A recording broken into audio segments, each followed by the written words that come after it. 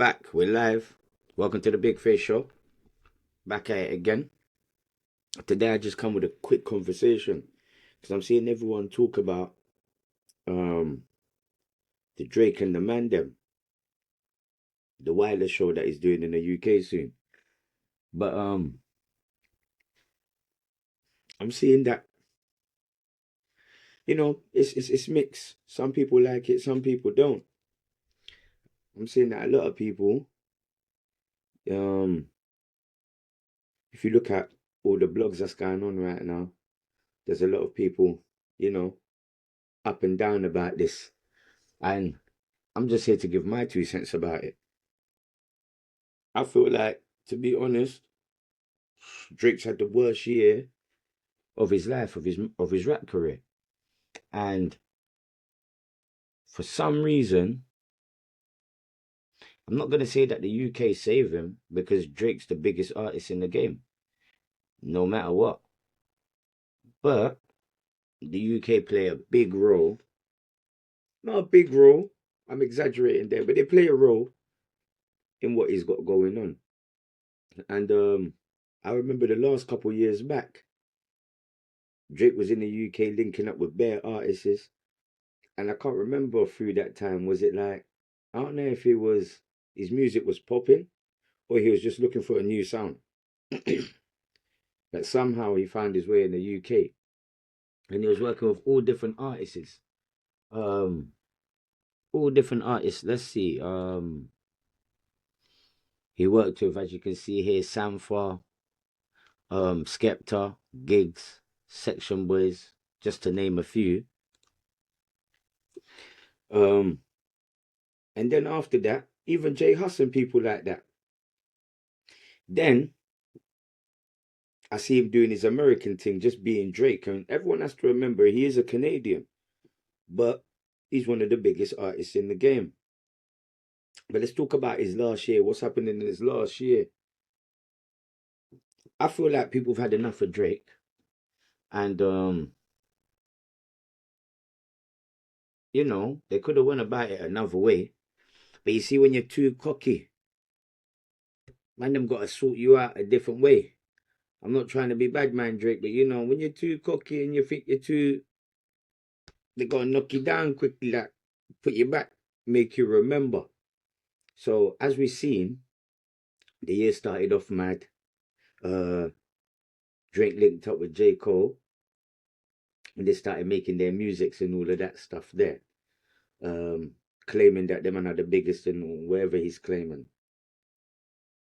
Then after that, we see Future. We see that Future dropped this. He dropped Not Like Us. I mean, what am I talking about? Forgive me. He dropped Like That. Yeah. And this tune went crazy. This tune went so crazy that mate, the whole world went crazy. Kendrick came out, started addressing what people were saying about him, what Drake and them man was saying, and he's on his own thing. And he don't care about no one else. Then that started that Drake and Kendrick feud. I don't know if you know about it. If you don't know about it, you should go and check it out. Um, they've got a lot of diss tracks, as you can see here. They started doing this back and forth, cussing each other, and dissing each other, and everyone was loving it. People was on Drake's side, people was on Kendrick's side. Um, I'm gonna be honest. I don't know whose side I was on at first. I was just taking it both in because I like music, but you know how it goes. Kendrick started sending these mad things and all of these different kind of lyrics and you know dipping in pockets that Drake's never been in before. And yeah, he hit him with a couple mad lines that drove Drake crazy. But I think where it went wrong for Drake is that Drake started responding to stuff that he shouldn't even respond to. He should have just kept it as a battle, a diss battle, whatever was going on. He should have just kept it like that. But he took it out of context and started running with this. I'm not this, I'm not that. And I think that's what kind of made everyone just carry on singing this song.